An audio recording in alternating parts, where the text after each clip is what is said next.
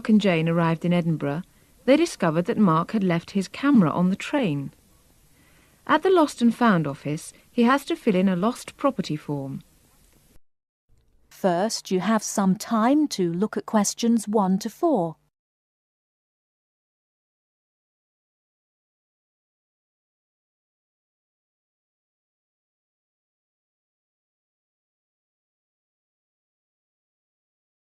Now we shall begin. You should answer the questions as you listen, because you will not hear the recording a second time. Listen carefully and answer questions 1 to 4. Good evening, sir. Can I help you? Yeah, I think I left my camera on the train from London early today. Did you, sir? Oh, well. In that case, we'd better fill in a lost property form. Can you tell me your name? Yeah, it's Mark Adams. Okay. Your address? You mean in Britain or in the States? How long are you staying? Oh, I've still got a few months in Britain. Okay, then, can you give me your address here? Right. It's 21 Thames Drive, Leigh-on-Sea. That's Leigh on Sea, Essex.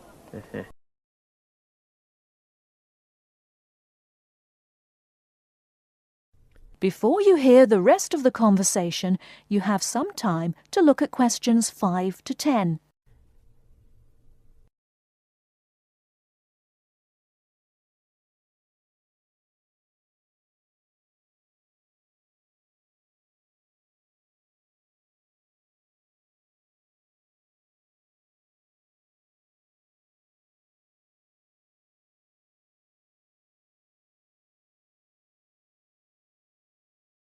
Now listen and answer questions 5 to 10.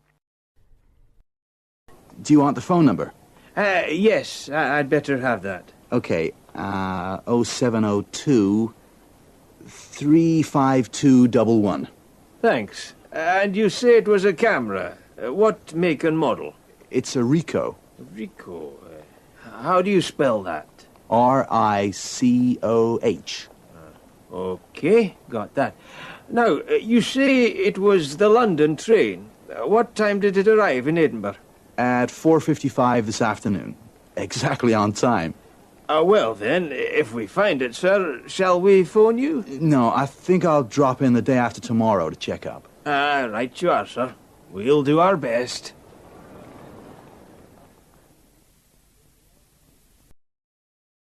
That is the end of part 1. You now have half a minute to check your answers.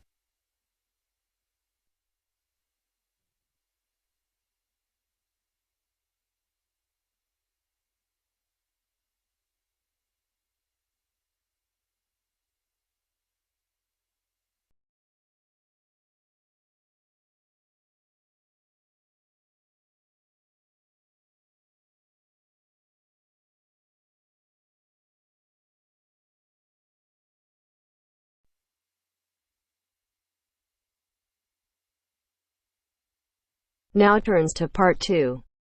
Part 2. You are going to hear the director of the Leadership Council give his welcome address at a convention. First, you have some time to look at questions 11 to 15.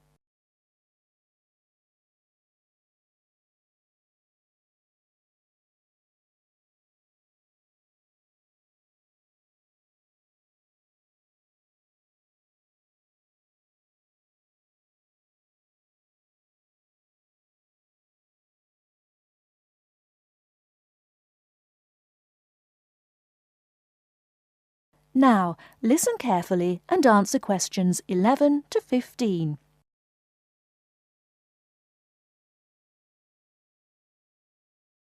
Ladies and gentlemen, can I have your attention, please?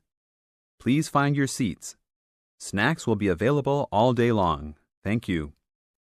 Allow me to first introduce myself. I am Joe Steinke, Director of the Leadership Council. On behalf of the Organizing Committee for the 8th Annual Leadership Conference, I welcome you all to San Dimas, California, for a special session on postmodern solutions. We have people attending from as far away as Toronto, New York, and even the Bahamas. Frankly, I wish we had gone to you there. But we're very glad you're all here. Let me say further that this will be our largest conference yet. Registrations have far surpassed our expectations. For the first 3 days, we will be hosting more than 325 participants for lectures and workshops. Another 100 will be joining us for our final 2 days and culminating session on Friday evening. We also have a larger selection of seminars than ever, a total of 32. Because we know that you all will want to attend a few special sessions, we will repeat key seminars each day. So there will actually be 38 sessions. I'm sure you will all be pleased with the content and the quality of speakers.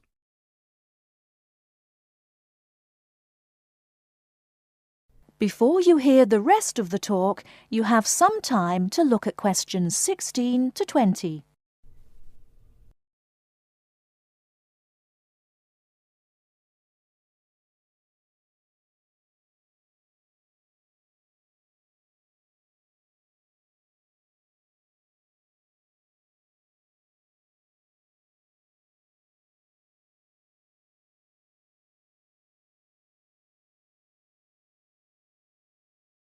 Now listen and answer questions 16 to 20.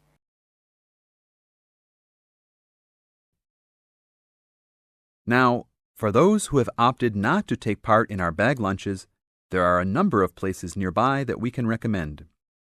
We are located here in the Convention Center just across the street from the Harford Shopping Mall, and the place we most recommend is Vital's, which is just west across Queen Street on the opposite corner.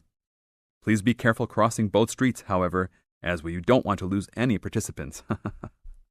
If you're not up to Vital's, you can also get some Italian food at the Olive Garden, which is further down Queen Street and east on Danning Avenue, across from the police station. They have a great minestrone soup and excellent breadsticks, all you can eat. On the other hand, if you want some good old American food, you can head to Fuddruckers for some big hamburgers or to the Cattle Company for some fat, juicy steak. Fuddruckers is next to the Olive Garden, but the Cattle Company is back closer to us in the opposite direction of Vital's. Just go east out of the Convention Center across King Street. It's on the same side as the Convention Center, so you just have one street to cross. Enjoy. But also, please make sure you are back for the afternoon sessions. These will always start at 1:30 p.m. That will give you an hour and a half for lunch each day. Sessions will be over each day at 5:30. Now, regarding the schedules we've printed out, there have been a couple of last-minute changes. The session titled New Leadership Strategies will no longer be held in Seminar Room 1, but in the main ballroom. This session has garnered much praise and is highly recommended to all, hence the change to a larger room. Another session has been canceled. That session was titled Leading by Serving, and it was scheduled for Daniel's room. The speaker for that session, Dr. Mark Green, had to return home for some urgent health situation. We wish the best to Dr. Green and that all is fine with his family.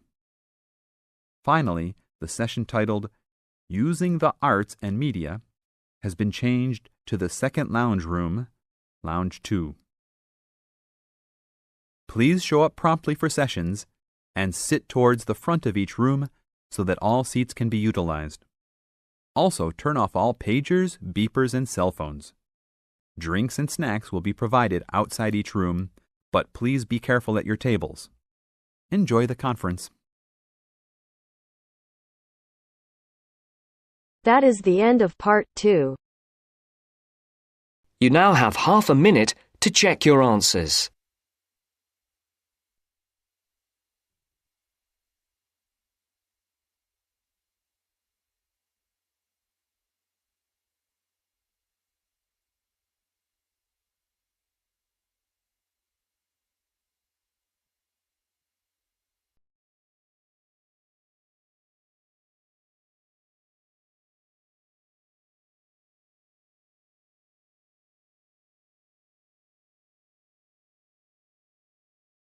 Part 3. As part of our lecture series on everyday health issues, today's talk is on tiredness. We shall look at the main issues in turn, as well as some of the main research that has been carried out in this field. First, you have some time to look at questions 21 to 26.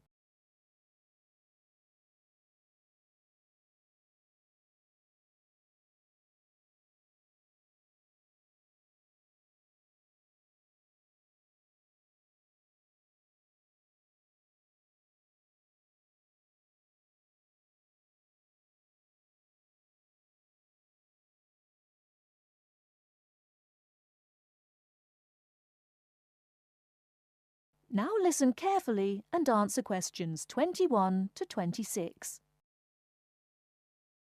Good morning.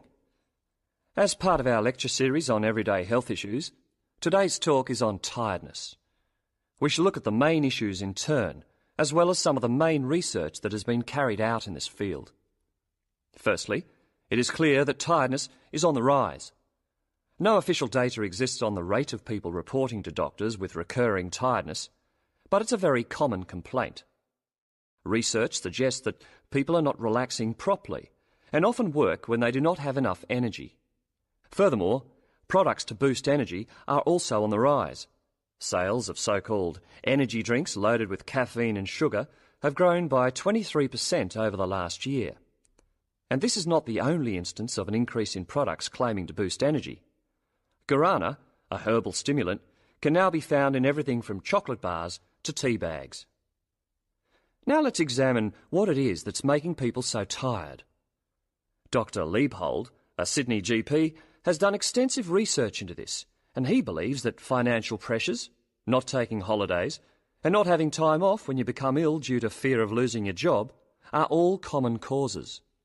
Some of the other suggested causes are low oxygen levels in offices, poor diet, or illness. The problem is that tiredness is a symptom of just about every kind of illness, which makes tracking down the cause all the more difficult. The next question to ask is, are people getting enough sleep? Dr. Mansfield from Melbourne's Epworth Sleep Centre, who specialises in sleep disorders, says insomnia often arises when people are going through a stressful period. Mansfield often needs to re-educate people in how to get off to sleep. He recommends keeping your body clock regular by going to bed and rising at similar times every day, and not drinking too much caffeine. And there is some truth in the old story about having a glass of hot milk before bed. Milk contains the amino acid tryptophan, which has been shown to help induce sleepiness. Turning to the question of why we need sleep, researchers are still trying to answer this fundamental question. Sleep deprivation experiments have shown that after 14 days without sleep, rats will lie down and die. And after only 3 days sleep loss, humans get confused, forgetful, and start having hallucinations. So whatever sleep does, it is important. Before you hear the rest of the talk, you have some time to look at questions 27 to 30.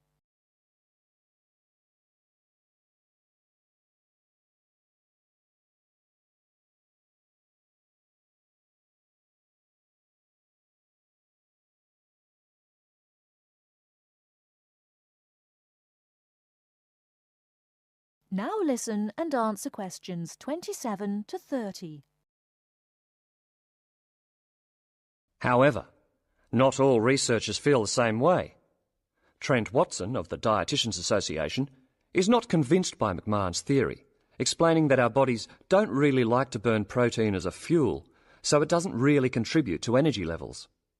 Carbohydrates, however, found in fruit, breads and pastas, are a more common fuel. Anyone following a rigidly high-protein diet with low carbohydrates, even if they are operating at low intensity during the day, could subject themselves to fatigue because they just don't have the carbohydrate stores, Watson says. In general, a good way to stay energised from a dietary point of view is to eat red meat, green leafy vegetables and whole grains. These foods give red blood cells the building blocks for optimum performance in their role of delivering oxygen to muscles. To sum up, Tiredness is a health problem on the increase, and there continues to be much debate surrounding its causes and remedies. Now, if there are any questions, I'd be happy to answer them. That is the end of part 3. You now have half a minute to check your answers.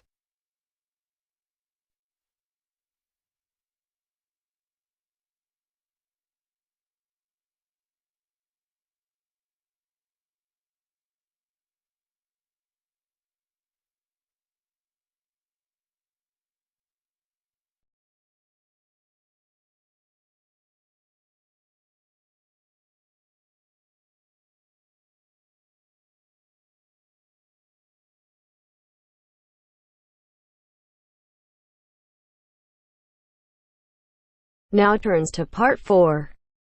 Part 4. You'll hear a teacher talking about several British art galleries. First, you have some time to look at questions 31 to 33.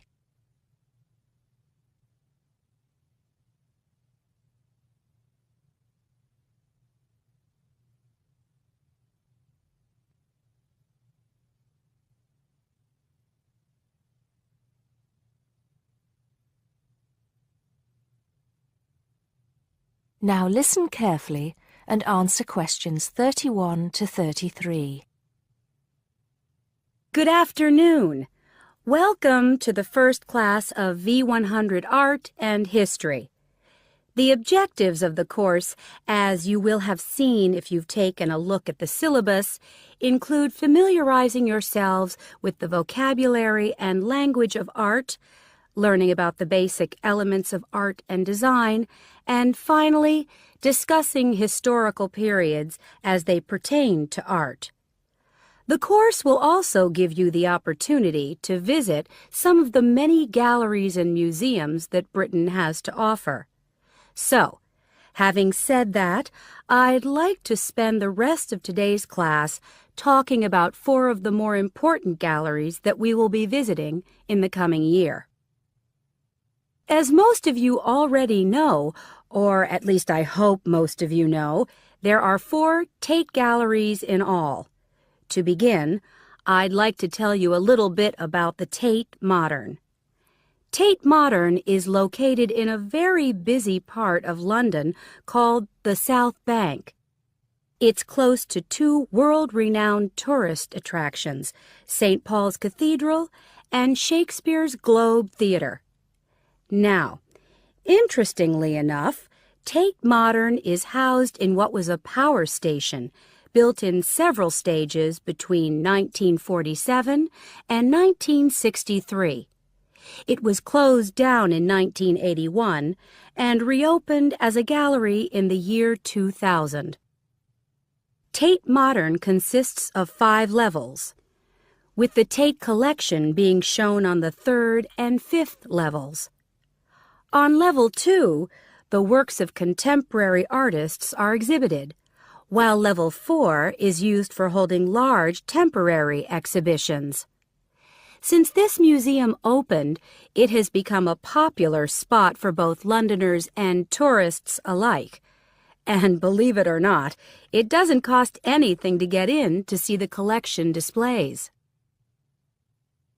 Before you hear the rest of the talk, you have some time to look at questions 34 to 40.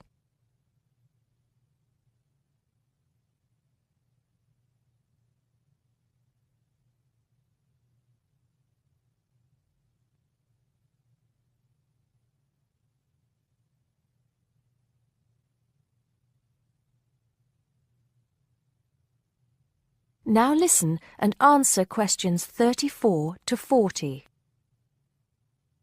Now, the second gallery I'd like to talk about is Tate St. Ives, which is in Cornwall. It was built on the site of a gasworks, and it overlooks Porthmeor Beach. Tate St. Ives is housed in a 3-story building that was designed by the architects Evans and Shalliff. It was established in 1993, 7 years before Tate Modern was opened, and the gallery exhibits the works of modern British artists, including members of the St. Ives School, a group of artists living and working in the area from the 30s onwards. In later lectures, we'll be looking at the work of some of the artists who belong to that group and the ways in which they influenced each other. Okay, am I going too fast for any of you? No? Good. Next, I want to talk about Tate Britain, which is a gorgeous gallery situated right in the heart of Westminster. Tate Britain was the first of the 4 Tate galleries to open, and it was established in 1897. It was built on the site of an old prison, and when it first opened its doors, it was called the National Gallery of British Art. Later, it became known as the Tate Gallery, after the man who founded it, Sir Henry Tate. During its lifetime, Tate Britain has been damaged twice, once by floodwaters from the River Thames and once by bombings during World War II. This gallery has an interesting range of exhibitions of historic and modern art from 1500 up to the present day. Now, the last gallery I'd like to tell you about is called Tate Liverpool. It's not hard to figure out where this gallery is located, is it?